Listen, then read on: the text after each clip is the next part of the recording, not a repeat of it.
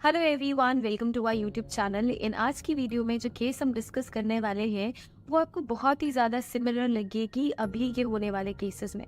ये केस है 2010 का, 2010 का, मतलब आज से 13 साल पहले का केस है। बट अभी के टाइम पे 13 साल बाद इस तरीके के क्राइम्स बहुत ही ज़्यादा बढ़ गए हैं। मैं बात कर रही हूँ अनुपमा गुलाटी मर्डर केस की, जिसे आप देहरादून मर्डर केस के नाम से भी जानते हैं। 2010 में अनुपमा गुलाटी रहती थी देहरादून में, लेकिन उसका घर था दिल्ली में। दिल्ली की वो रहने वाली थी, बहुत ही स्वीट ब्यूटीफुल सी विमेन थी।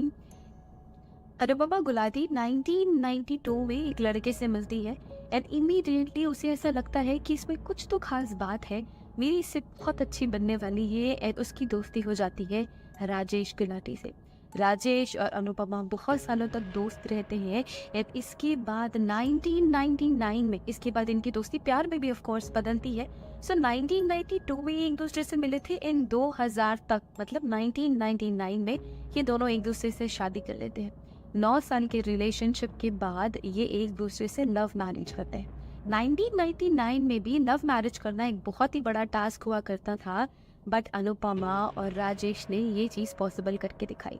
1999 में इन्होंने शादी करी। इसके बाद फिर ये यूएस शिफ्ट हो गए। दरअसल राजेश गुलाटी आईआईटीएन था, आईआईटी ग्रेजुएट था एंड उसकी जॉब लग गई थी अब यूएस में। तो वो अनुपमा गुलाटी को यूएस लेके चला जाता है। कुछ सालों तक वहाँ वो यूएस में रहते हैं एंड उनके बहुत ही प्यारे से ट्विंस बच्चे होते हैं, जिसकी वजह से वो वापस आ जाते हैं। 2006 में वो वापस आ जाते हैं। जब 2006 में ये इंडिया वापस आए तो इनकी लाइफ में दो प्यारे प्यारे जुड़वा बच्चे आए, सिद्धार्थ एंड सोनाक्षी।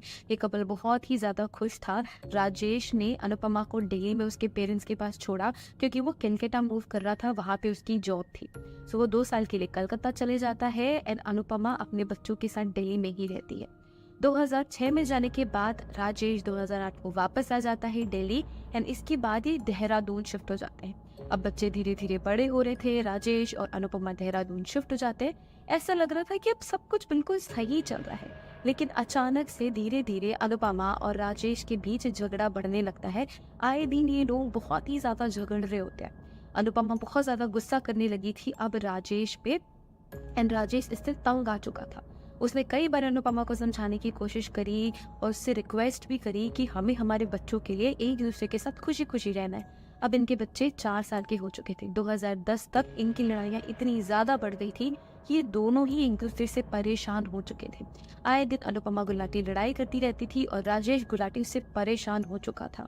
कई बार तो इनके बीच हाथापाई भी हो गई और इससे परेशान होकर अनुपमा ने राजेश के खिलाफ घरेलू हिंसा का भी केस कर दिया। लेकिन इसके बाद राजेश ने अनुपमा को मारना बंद कर दिया, पर फ्रीक्वेंटली की लड़ाइयाँ होती रहती थी। 2010 में एक ऐसा दिन आया जिस दिन इनकी लास्ट फाइनल लड़ाई हुई, क्योंकि इसके बाद इनमें से एक इंसान ऐसा था जो अब लड़ाई करने के लिए जिंदा नहीं बचने वाला था। 17 अक्टूबर 2010 को एक लास्ट फाइनल लड़ाई हुई, जिसके बाद अनुपमा गुलाटी ने अपनी जान गंवा दी। अनुपमा और राजेश एक दूसरे से लड़ाई कर रहे होते हैं। अनुपमा राजेश की बात नहीं सुन रही होती है, उसे बुरा भला बोल रही होती है। इतने में ही राजेश ने अनुपमा को धक्का दिया और वो गिर गई।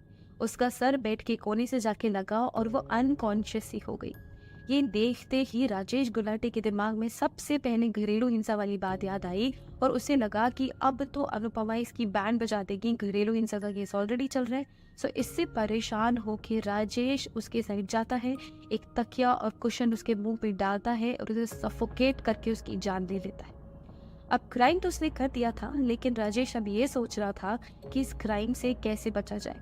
इस समय बच्चे स्कूल गए हुए थे, बच्चे घर में नहीं थे एंड राजेश को एक आइडिया आया, इसलिए वो घर के बाहर गया, इलेक्ट्रिक कटर लेके आया, आरी लेके आया और 20,000 रुपए में एक डीप फ्रीजर लेके आया।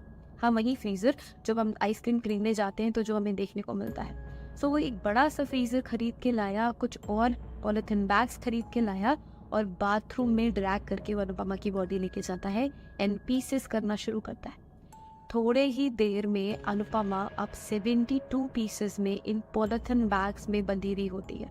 ये polythene bags Rajesh Gulati freezer में रख देता है और उसे लॉक करके घर के कोने पे सजा देता है।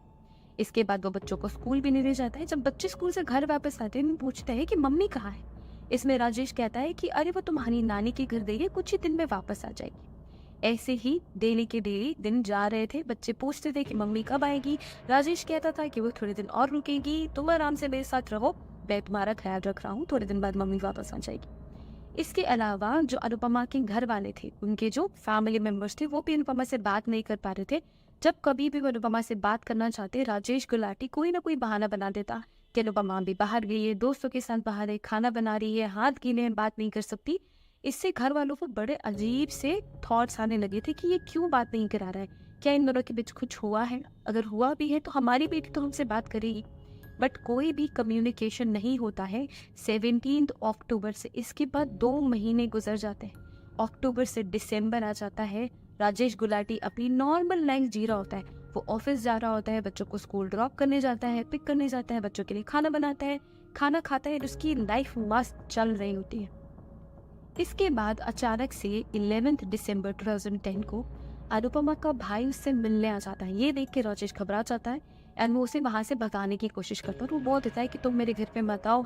एंड फिर जब वो पूछता है कि मेरी बहन है कहाँ, तो वो कहता है हमारे बीच लड़ाई हो गई और वो घर छोड़ के चली गई, मुझे उससे कोई लेना देना नहीं है, तुम मुझे कोई भी क्वेश्चन मत करो। ये देखते के साथ ही अनुपमा के भाई को तुरंत बुरे बुरे ख्याल आने लगते हैं और वो ये कहता है कि आप मुझे बताइए मेरी बहन को आपने कहाँ रखा है। राजेश गुलाटी फिर से कहता है कि मेरे उससे कोई कॉन्टैक्ट्स नहीं है, तुम जाओ और अपने घर जाके अपनी बहन को खोजो। इसके बाद अनुपमा का भाई पुलिस के पास जाता है, वो सारी स्टोरी बताता है एंड पुलिस इन्वेस्टिगेशन के लिए आ जाती है अनुपमा के घर। जैसे ही वो अनुपमा के घर आती है सब कुछ नॉर्मल लग रहा होता है, बट एक ऐसी चीज होती है जो पुलिस वालों के नजरों में आ जाती है, वो होता है डीप फ्रीजर। यूजुअली हमारे घर पे डीप फ्रीजर्स नहीं होते हैं। जब ये डीप फ्रीजर्स पुलिस देखती है तो उसे खोलने की कोशिश करती है, बट उसके ऊपर ताला लगा होता है। ये और भी ज्यादा वियर्ड और अलार्मिंग था कि कोई भी डीप फ्रीजर में ताला क्यों लगाएगा। इसके बाद राजेश गुलाटी से वो चाबी मांगती है। राजेश गुलाटी गोलमोल जवाब देने लगता है कि इसकी चाबी खो गई है, इसके अंदर तो कुछ सामान नहीं है, आप क्यों इसे देख रहे हो, एक्सेट्रा एक्सेट्रा। तो पुलिस का शक और गहरा हो जाता है। वो ताला तोड़ के फ्रिज खोलती है। जैसे ही वो फ्रिज खोलती है, फ्रिज में कुछ नहीं होता, सिर्फ कुछ पॉलिथीन के पैकेट्स पड़े होते हैं। पुलिस को लगता है कि अरे इसमें तो सच में कुछ नहीं है। फिर एक पुलिस वाला कहता है कि इन पॉलिथीन बैग्स में क्या है, ये देख लेते हैं। जैसे ही वो ये पॉलिथीन बैग्स खोलते हैं, उनको अपनी आंखों पे यकीन नहीं होता है, क्योंकि उन पॉलिथीन बैग्स में इंसानी मांस के टुकड़े, इन हड्डियां पड़ी हुई होती। ये देखते के साथ ही राजेश गुलाटी को भी अब समझ में आ जाता है कि मेरे पास कोई रास्ता नहीं बचा है, मुझे सिर्फ और सिर्फ कन्फेशन देनी है। इसके बाद राजेश गुलाटी आराम से अपना कन्फेशन देता है, बोलता है कि उसने ही अनुपमा को मारा है। उसकी और अनुपमा के बीच 2 महीने पहले लड़ाई हुई थी, जिससे गुस्से में आके उसने अनुपमा की जान ले ली। एंड इस क्राइम से बचने के लिए उसे छोटे छोटे पीसेस में वो इस तरीके से स्टोर करके रख रहा था, और इन 2 महीनों में एक एक पॉलिथीन करके वो इस पूरे के पूरे देहरादून के आउटस्कर्ट्स में इन अलग अलग इलाकों में फेंकता रहा। पुलिस की बहुत ज़्यादा मेहनत करने के बाद भी वो सिर्फ और सिर्फ 32 पीसेस ही रिकवर कर पाई, 32 ह्यूमन रिमेन्स ही रिकवर कर पाई। राजेश गुलाटी ने अपने कन्फेशन में ये भी मेंशन करा कि अनुपमा और उसके बीच लड़ाइयाँ तब से शुरू हुई थी जब वो कैलकाटा से वापस आया। दरअसल 2006 में राजेश गुलाटी कैलकाटा जॉब करने गया था एंड वहाँ पे वो एक विमेन से मिलता है जो कि डाइवोर्स थे। वो उस विमेन के साथ 1 साल तक लिव इन रिलेशनशिप में रहता है एंड 1 साल के बाद ये लिव इन रिलेशनशिप हट जाती है, एक दूसरे से उनकी बातें बंद हो जाती हैं। 2 साल तक वो कैलकाटा में रहता है, जिसमें से 1 साल वो उस विमेन के साथ रहता है। जब वो वापस आता है 2008 में अपने घर वापस, अनुपमा के पास वापस, तो उसे बहुत ही ज़्यादा बुरा लगता है और उसे ऐसा लगता है कि उसे ये सारी चीज़ें अनुपमा को बता देनी चाहिए, क्योंकि वो चाहता है, अपने बच्चों को देख के उसे ये याद आता है कि अनुपमा से उसे कितना प्यार था और अब वो अपनी लाइफ नॉर्मल जीना चाहता है। ये सारी चीज़ें वो बताता है। अनुपमा को बहुत ज़्यादा बुरा लगता है, बट वो अपने बच्चों के लिए और अपने फ्यूचर के लिए उसे उस समय माफ़ कर देती है एंड वो 2008 में ही देहरादून शिफ्ट हो जाते हैं। बट धीरे धीरे ये चीज़ें अनुपमा पे हावी होने लगती हैं एंड बात बात पे वो राजेश को टॉन्ट मारा करती थी उस विमेन के बारे में जिससे वो कैलकाटा में मिला था, जिससे राजेश परेशान हो गया होता है। एंड बहुत बार, इनफैक्ट हर बार, इन दोनों की लड़ाइयों का रीज़न सिर्फ और सिर्फ ये एक्स्ट्रा मैरिटल अफेयर होता है। एंड इन झगड़ों से परेशान होके फाइनली एक दिन राजेश गुलाटी अनुपमा गुलाटी का मर्डर कर देता है। इन्वेस्टिगेशन होती है एंड इन्वेस्टिगेशन में राजेश गुलाटी को लाइफ इम्प्रिजनमेंट की सज़ा सुनाई जाती। राजेश गुलाटी आज के दिन भी जेल में बंद है और अपनी सज़ा काट रहा है। ये थी स्टोरी राजेश गुलाटी और अनुपमा गुलाटी की, जिसमें एक बहुत ही प्यारा परिवार इस तरीके से बर्बाद हो गया और उनके 2 बच्चे अनाथ हो गए। आपको क्या कहना है इस केस के बारे में? अपनी सजेशंस आप कमेंट बॉक्स में लिख सकते हैं। अगर आपको कोई भी पर्टिकुलर केस स्टडी जाननी है, सुननी है स्टोरी, तो आप हमें वो भी कमेंट के थ्रू बता सकते हैं। आई होप आपको ये वीडियो पसंद आई होगी। अगर आपको ये वीडियो पसंद आई तो please click the like button. अगर आप हमारा चैनल सब्सक्राइब करेंगे तो हमें बहुत ही मोटिवेशन मिलेगी। हम इसी तरीके की और वीडियोस इस चैनल पे लेके आते रहेंगे। Thank you so much for watching this video. Bye.